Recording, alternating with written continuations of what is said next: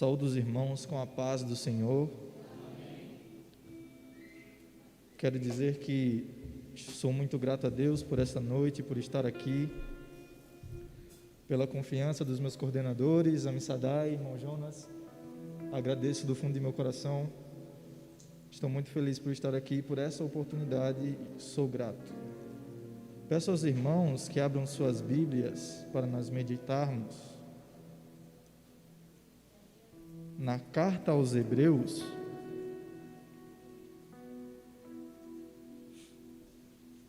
capítulo 12.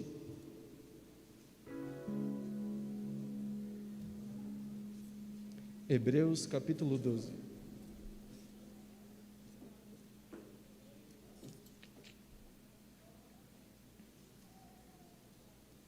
Que diz assim: portanto, nós também, pois, que estamos rodeados de uma tão grande nuvem de testemunhas, deixemos todo o embaraço e o pecado que tão de perto nos rodeia, e corramos com paciência a carreira que nos está proposta, olhando para Jesus, autor e consumador da fé, o qual, pelo gozo que lhe estava proposto, suportou a cruz, desprezando a afronta, e assentou-se à destra do trono de Deus.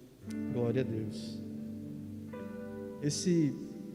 Essa pequena parte desse texto, irmãos, se lermos assim, rapidamente, sem uma maior preocupação em meditar, sem um maior cuidado de procurar saber e entender o que o escritor está nos dizendo, podemos vir a ter uma interpretação errada do que Deus quer falar conosco.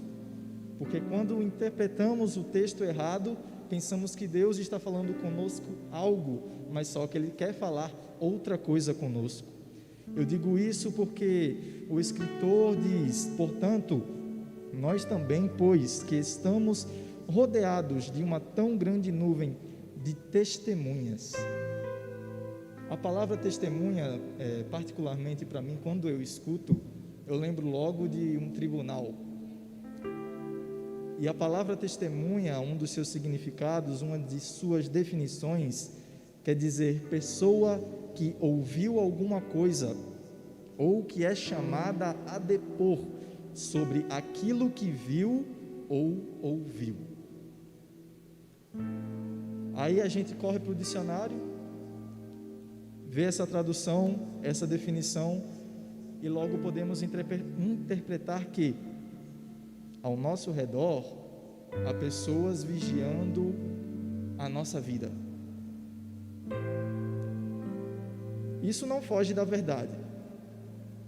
Há pessoas sim nos rodeando, querendo ver, ouvir e falar da nossa vida para os outros.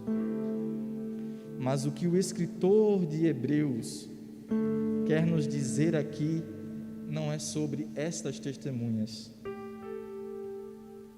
A gente só vai conseguir compreender, começar a entender o que ele quer dizer quando voltamos ao capítulo 11. Esse capítulo 11, quem esteve aqui no primeiro culto de doutrina teve a oportunidade de escutar o pastor Cleison falando um pouco sobre ele. E me lembro bem, minha memória não é muito boa, mas ainda me lembro, que o pastor Cleison disse que o escritor não se preocupa em explicar o que é a fé. Se você for ver, ele só tem 2 versículos explicando o que é fé. E um desses 2, o outro, ele dá uma funcionalidade à fé. Ele não explica, ele mostra uma das funções da fé. Glória a Deus. Aleluia. E o escritor dos Hebreus aqui começa a nos mostrar uma galeria. Essa galeria que é chamada de heróis da fé. E eu peço aos irmãos que acompanhem comigo na leitura, uma leitura pouco extensa, mas é edificante. No versículo 4, ele começa dizendo: pela fé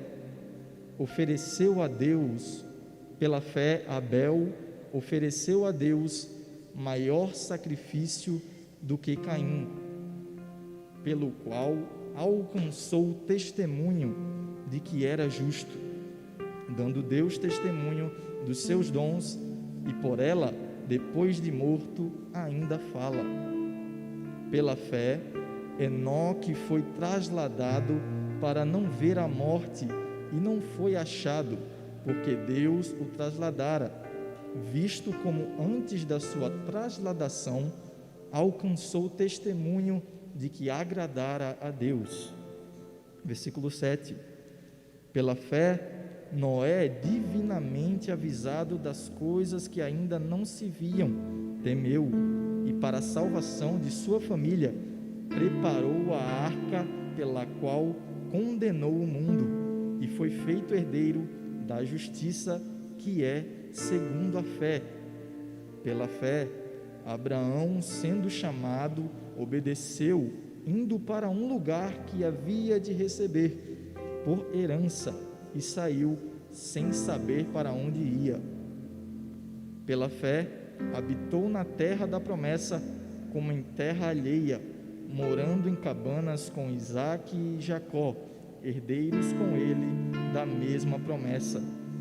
Pela fé, também a mesma Sara recebeu virtude de conceber e deu à luz já fora da idade. Portanto, teve por fiel aquele que lhe tinha prometido. Versículo 17.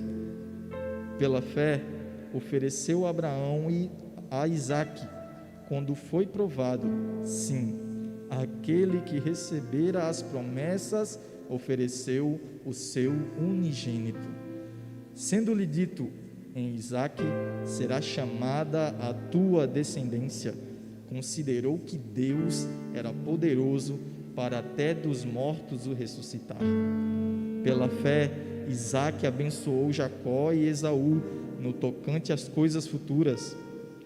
Pela fé, Jacó, próximo da morte, abençoou cada um dos filhos de José, e adorou encostado à ponta do seu bordão. Pela fé, José, próximo da morte, fez menção da saída dos filhos de Israel e deu ordem acerca de seus ossos. Pela fé, Moisés, já nascido, foi escondido 3 meses por seus pais, porque viram que era um menino formoso e não temeram o mandamento do rei. Pela fé, Moisés, sendo já grande, recusou ser chamado filho da filha de Faraó, escolhendo antes ser maltratado com o povo de Deus, do que por um pouco de tempo ter o gozo do pecado. Pela fé, deixou o Egito, não temendo a ira do rei, porque ficou firme, como vendo o invisível. Pela fé, celebrou a Páscoa e a aspersão do sangue, para que o destruidor dos primogênitos lhes não tocasse. Pela fé, passaram o mar vermelho como por terra seca, o que, intentando os egípcios, se afogaram. Pela fé, caíram os muros de Jericó, sendo rodeados durante 7 dias. Pela fé, Raabe, a meretriz, não pereceu com os incrédulos, acolhendo em paz os espias. E que mais direi?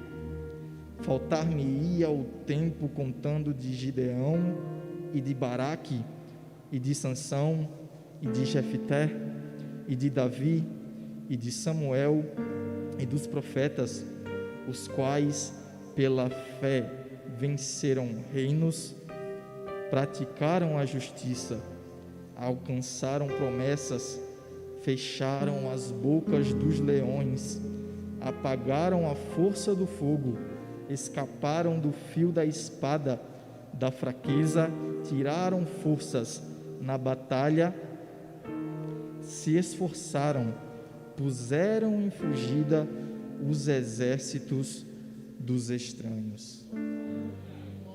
Glória a Deus. Eu fiz essa leitura porque agora sim, portanto, nós que agora estamos rodeados de uma nuvem tão grande de testemunhas, agora a gente entende que as testemunhas aqui são exemplos de fé, exemplos de que vale a pena viver em obediência e crer em Deus. Aleluia. E portanto, já que estamos rodeados, deixemos todo o embaraço e o pecado, porque esses homens têm os nomes escritos aqui porque deixaram de lado o embaraço e o pecado. Glória a Deus. Sabiam que não valia a pena o prazer momentâneo e que sim, o sofrimento do presente não se compara com a glória do porvir. Aleluia. E o escritor diz: deixemos todo o embaraço e o pecado que tão de perto nos rodeia e corramos com paciência. Lembro-me da pergunta que a Mizadai fez: como é que eu corro com paciência? Na lógica, quem está correndo já está apressado. Como é que vai correr com paciência? Essa palavra aqui, paciência, em outras traduções, está escrito como perseverança. Glória a Deus. E não tem como ser uma pessoa perseverante sem paciência. E se eu não for perseverante, com certeza a paciência não é uma das minhas virtudes. Mas o crente tem que ter essa paciência, tem que ter esta perseverança. Nós vimos exemplos, vários exemplos, e ainda faltam muitos, nem foram escritos todos os exemplos de fé aqui, exemplos de perseverança, que vale a pena ter perseverança, porque estamos correndo não para qualquer lugar, estamos correndo para uma morada eterna, onde ali não há mais dor, não há mais preocupação, não há mais angústia, não há morte, não há sepulcros levantados. Você não se preocupa com as contas do fim do mês, porque lá tudo está pago pelo sangue do Cordeiro. Glória a Deus. Vale a pena ser perseverante nessa carreira. Às vezes vemos alguém que desistiu por pouca coisa, irmão, uma coisa tão pequena, e parou no meio do caminho. Aleluia. Não, eu parei porque ninguém me via, o pastor da igreja não me via, o coordenador não me via, a dirigente não me via. Oh, Jesus, quem é maior do que dirigente, coordenador, pastor, não tira os olhos de você. Glória a Deus. Persevera. Aleluia. Não se importe com coisas pequenas, porque o grande infinito está lhe vendo. Ele sim verdadeiramente me preocupa se está me vendo ou não, se sabe meu nome ou não. Glória a Deus.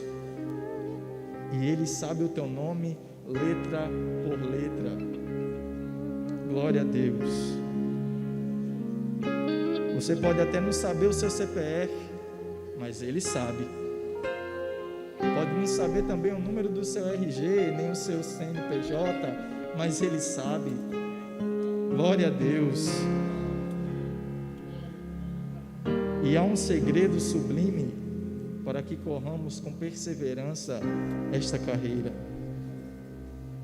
No versículo 2 ele vai dizer: olhando para Jesus.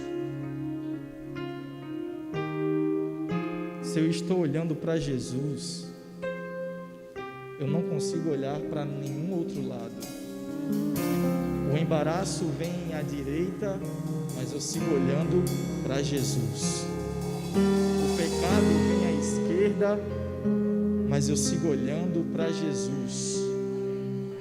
Coisas do passado querem me culpar, me fazer parar, mas eu estou olhando para Jesus. Glória a Deus. Aleluia.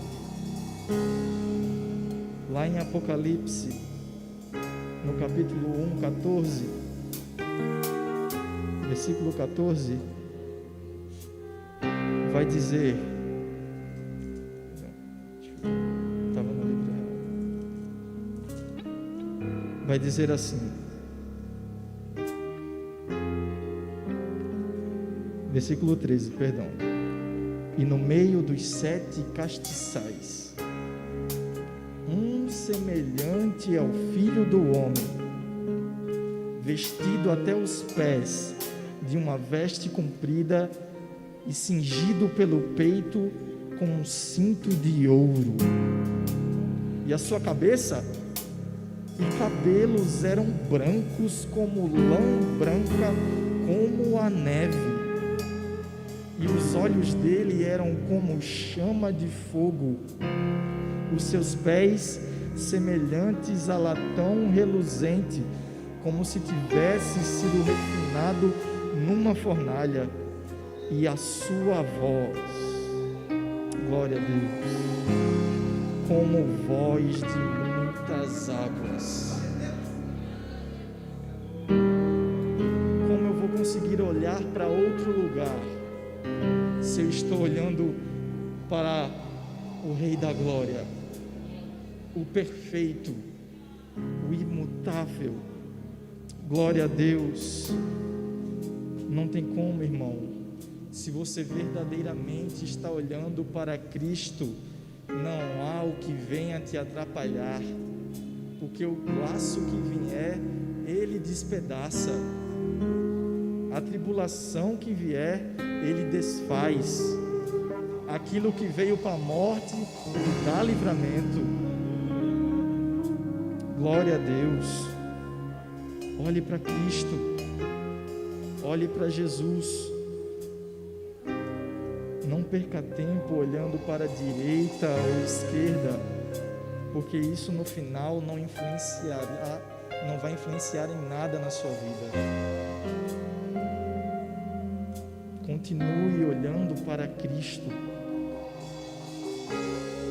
Para Ele sim devemos olhar, porque Ele é autor e consumador da fé, o qual, pelo gozo que lhe estava proposto, suportou a cruz, desprezando a afronta, e assentou-se à destra do trono de Deus.